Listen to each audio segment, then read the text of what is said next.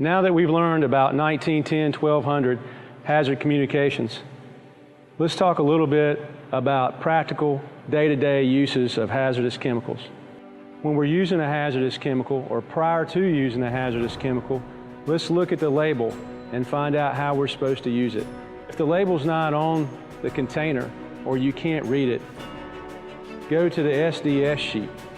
When referencing SDS sheets, whether they're in a book or they're in a program on your computer or icon on your computer, all SDS sheets are organized by their product name. They're also organized in alphabetical order. And remember, there's 16 sections on an SDS sheet.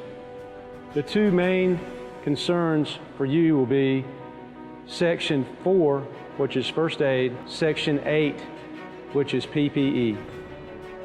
When using hazardous chemicals, there may arise a need to transfer the chemical from its original container into a secondary container. Whenever you take gasoline and you put it into a secondary container, it will require a GHS secondary label.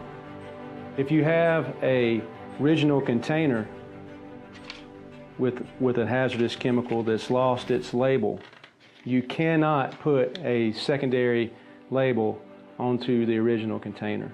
You will have to obtain a new label from the manufacturer or find the original label and reattach it to that container.